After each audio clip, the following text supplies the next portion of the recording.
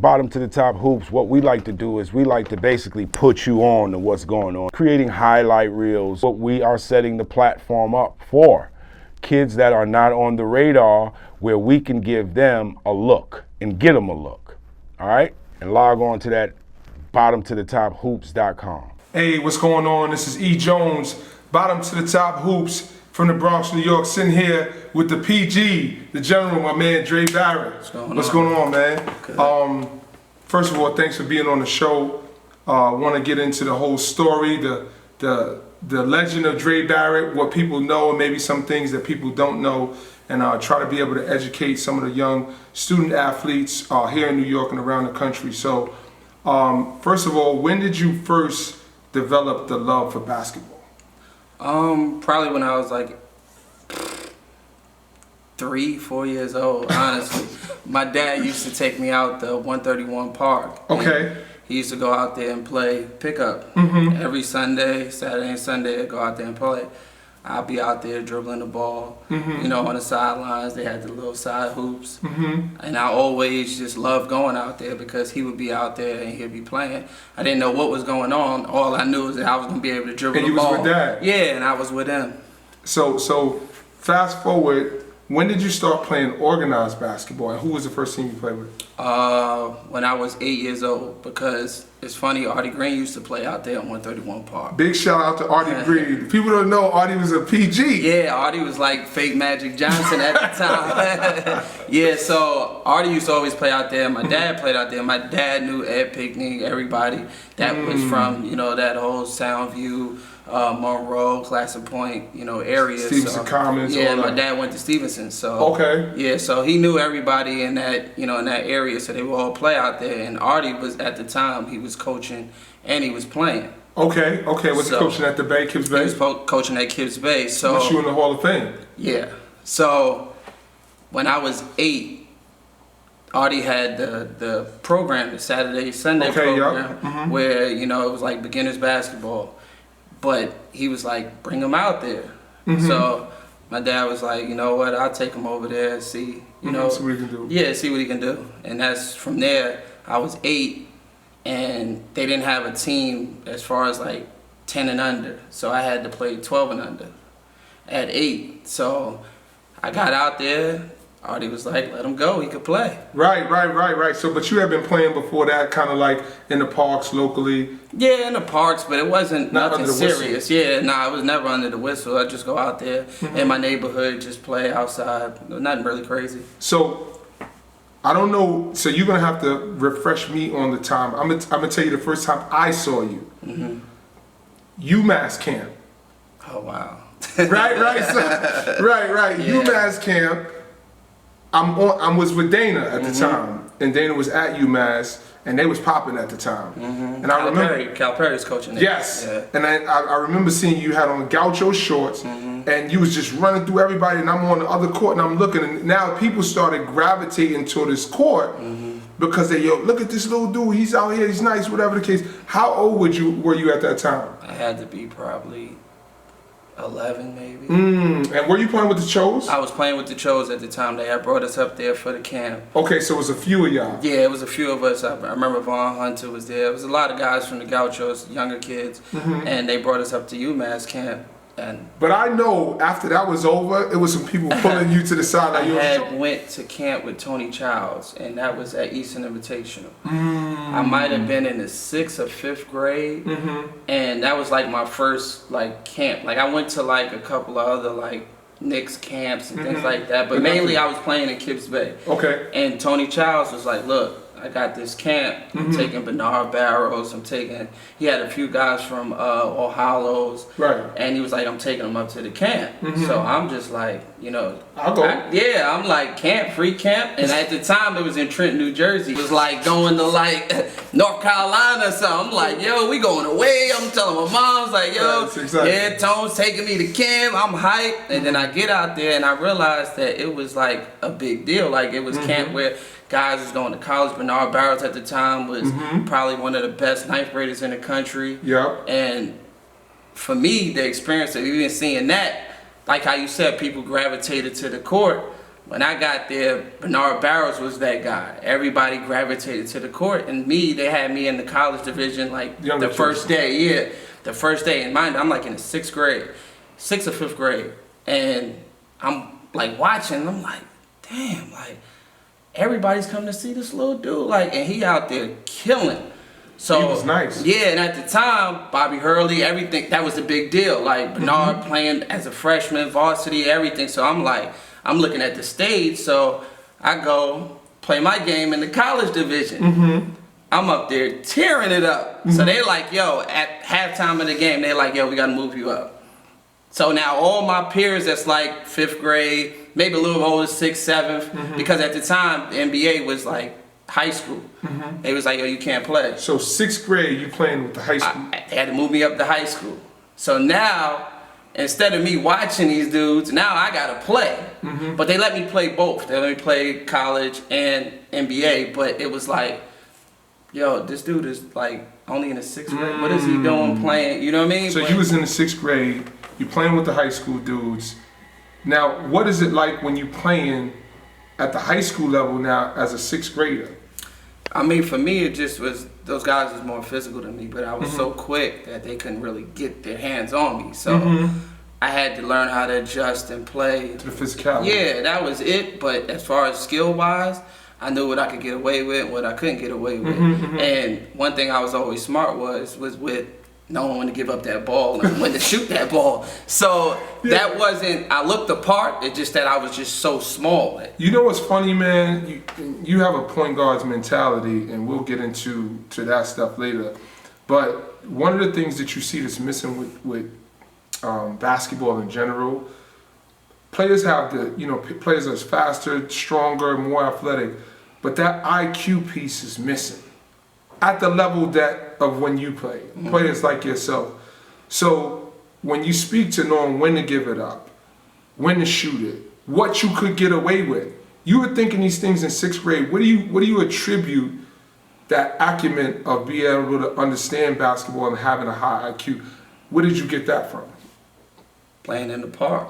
Well, getting that opportunity to going out there in the park when you're so small and so young, and watching the older dudes play, and you waiting for your opportunity, but they're like, nah, you too young. So you wait for that moment where you ain't got enough people. Now you got to call on me. Come bring the young fella on. And then they tell you listen. Yeah, don't mess it up. Look, when I give it to you, shoot it, you open. Exactly. Don't be over dribbling. But look, this is the funny thing. You just answered the question. So I say, what do you attribute to? You come back with playing in the park, and nobody plays in the park. So it's a lot different now because these kids get spoiled with being able to be in the gym. It was like when you had the opportunity to play in the gym, it was like having air conditioner. Like you didn't even care. It was like you can have the AC off. We in the gym. It was like it was a big deal. But we knew the park is where it was always available. You can always go to the park. And it was always going to be somebody there. Exactly. Somebody got a ball there. Exactly. You go to Kids Bay, they kick us out the gym, we outside. And the crazy part about it was, as soon as you trying to get a workout in by yourself, dudes is like, yo, you want to play one-on-one? You're like, I'm working out. But the funny thing was, I didn't even work out. That's right. Like 21, you do 21, and a bunch of people in there, you small, you trying to get a rebound. Once you get it, you know I got to score 4 or 5 buckets straight. You have to. Or I might not get it again. Facts. Playing in double teams, 8 dudes guarding you at one time, being able to split that and score. Like it was all of that thing distributed. So fast forward, you start to gain momentum. Obviously, the Eastern Invitational, the UMass situation, you playing with the Chos. How long did you play with the Chos? Played with the Chos until I probably was in the 10th grade. Okay. So I went there probably 13 under. Okay. 13, 12 and under, and then played all the way into about, the 10th grade. So 11th grade. you go to Mount Carmel. Mm-hmm. When did you start there? 7th grade. Very synonymous with basketball, also a great academic institution. Now, this is what you might not know. I played at St. Peter and Paul, and that was like, St. Peter Paul is closed now. That was like an arch rival. Were they still around? No. Okay, they was probably. We ran through everybody, honestly. Like, I'm not even gonna lie. Like, because when I was there, I never lost a game. So, like, before I got there, Bernard Barrows and Lamar Fields and Kitwana Reimer and Kendall Manor, Diary Wilson, Dana Jones, all them dudes was at Mount Carmel before me. So when Rich tradition. So when they all was there, they left a legacy of an undefeated season 3 years in a row probably before I got there. So now they handing the keys to me like, yo, don't mess this up. Right. You know what I mean? Like, because we done did some 3 years in a row, but we never lost a game. Me, I had to come in there and kind of, hold the fort down. I mean, we had a lot of good players like Majestic Matt, Courtney Fields, Kevin Bell. Jess played with you? Yeah, me and Jess played together. Jess was in the 8th grade, I was in the 7th. And Courtney Fields. Yeah, I mean, I could go down the list. Courtney Fields, Keedron Clark, Steve Bird, Kyle Cuff, Mike. On the same team? We all was on the same team. Come on, man. Y'all Mike was cheap. Boynton. Yes. Mike Boynton that coaches at Oklahoma Mike was State. from Brooklyn. All of them came up there. That was the school to go to, middle school, as far as like, if you wanted discipline, as far as in the school, on the court, off the court. Lamar Dyson did a great job of basically coaching us. Science was the assistant coach. Oh, man. So yeah, that wasn't playing. Nah, but we had that development where everybody understood. Everybody understood that you're just not gonna walk in here and roll the balls out. Yeah, we heard about you, but you got to show how good you are, and you're gonna have to prove yourself. And you got to fight because there's other good players there every day. Exactly. So that respect, between each other was like, it was genuine because we seen each other grow from that age. So now, in the Soundview section of the Bronx, what they call it, right? Kips Bay kid, why Rice? Because I know everybody's on you, right? St. Ray's had to be banging the door down. St. Ray's was, me and Gary always talks about this. Mr. Scott used to come to my games, and that was the freshman coach. I wanted to see Gary. I didn't want to see Mr. Scott, and it was no disrespect to Mr. Scott. But, right, he's a good guy. But, and I played with Jess, so that when Jess left and went to St. Ray's, he played varsity right away. So now, I know what type of game Jess has. If you really want me, you're going to come and see me because I'm not looking for nothing less than, what I mean? You gave him? Not even what you gave him, because I'm going to earn what, you know what I mean? But at the end of the day, I want to know that the top dude is looking at me. Not, He's sending somebody. Yeah, so, because I want to have that relationship with you, so now I know what I need to do in order to get to that level. That just, I want to play varsity. That's what I want to do.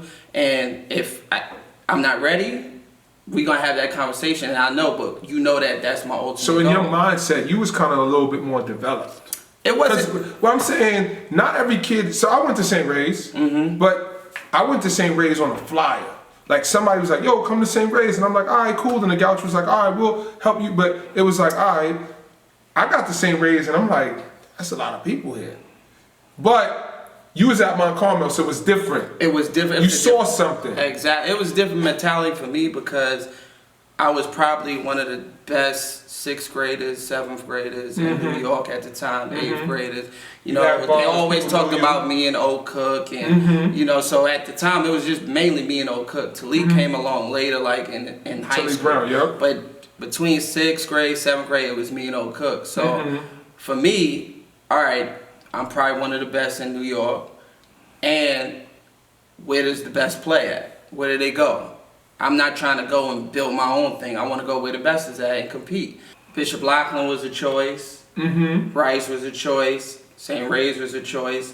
And It probably was those three. It's crazy because Mo used to be at all the games, and everybody just automatically was like, yo, he's going to Rice, he's going to Rice. But there were people that were telling me, don't go to Rice. You never play at Rice until you're a junior in high school. That's what people were telling me. And it's funny because I had a conversation where, I'm not going to say the names, but these two people took me in their office and was like, look, I don't think you should go to Rice. They got Kenny Satterfield there. They got a couple other guys there. You'll never play. You should go to FDA, Frederick Douglass Academy. And at the time, the assistant coach that was at Rice when DeMello was there, he was coaching at FDA. Banging. Yes. They were telling me to go there. So now, for me... Best player in the city, one of the best in the city, you trying to... I felt like it was disrespect. I mean, so just call it what it is. So when we sitting in that office, I told him, I said, thanks for everything. Appreciate your honesty and your opinion. But I got this. And, and didn't say a word. No disrespect. No disrespect, nothing. Didn't say a word. So now I go and choose Rice. Now I'm in the building. And one thing about Mo is he never just, when I came in, I was practicing with varsity. That didn't happen. First day, work out with the freshman team. After the first day of freshman workouts, don't come back. Straight up. That's what they told me. This is the one thing that Mo, I don't think, gets enough credit for. To have talented players, to have players who come with the ego, an edge coming from the areas we come from, he doesn't get enough credit for how good of a coach he is, and the structure that he gives and the execution that I watched. So you lived it, so if you could speak to that a little bit about how the foundation is laid from when you come into Rice and then how you watch it maturate as your career goes on. Well, everybody had a different path to get into playing with Mo. Mine was the quickest. Everybody else probably played freshman and skipped the varsity, or JVs went to varsity. So for me, he had me play freshman, told me don't come back. He didn't tell me, but the freshman coach said, you can't play it. Like, right. And I was upset because all my friends was playing freshman. Okay. So I'm like, all right, so now they're like JV. Now I'm up against Bev's little brother, Kevin Robin. Every day he's beating me up. So now I'm working out with the JV. He's on JV at the time. Beat me up, but I'm still tearing him up in there. I'm holding my own, basically showing that I don't belong on JV. So the JV coach is like, I need him. Mo was like, but it's not going to help him. So Mo kind of was like, it got to a point where they were going back and forth, and Mo just said, look, so this kid, he got to play varsity. Like, who was on varsity at the time? Kenny Sat was on varsity. He was a sophomore. He was a sophomore. Kevin Bell, Courtney Fields, Diary Wilson, Kendall Manna, Anthony Glover, Frank Temple. We had Big Shaq, Mike Hansley. Big Shaq, that was my roommate too. Okay. As a freshman, it was like big and tall. Right. So big and tall and mighty Mike. Me. So were you getting playing time? I actually, first game. So what happened was, first game we played against Grady, I believe, at Fordham, and I didn't start. I came off the bench, but I came in and had about 8 points. And it's funny because I talked to Tom Kachowski, and he said the first time when they see me walk out on that court as a freshman, they were like, he's going to get killed. Because I was like 145, probably about 5'6" at the time, and just this skinny, frail kid stepping on the court is like, he going to get hurt. And the next thing you know, I'm out there getting comfortable doing it, and they're like, yo, okay, well, let's see where this goes. Yeah, right. So we went out to Capitol Classic in D.C. right after that, and he started me. Who'd y'all play against out there? We played against Juan Dixon. He was with I forgot the school. Not the Bantha, right? Nah, he went to another school. But Juan, I remember Juan at the time. They had Terrence Morris, somebody else. We played against them. We played against St. Benedict's at the time. B. Barrows was at St. Benedict's at that time. So we played against a bunch of good teams. So fast forward, you have an amazing run in high school. Documented, I believe, over 1,000 points and over 1,000 assists. Correct. Has anybody else in New York City done that? I don't know. I don't think so, honestly. Okay. So now, how was it? How many city championships? 2. How many states? 2. Okay. Yeah.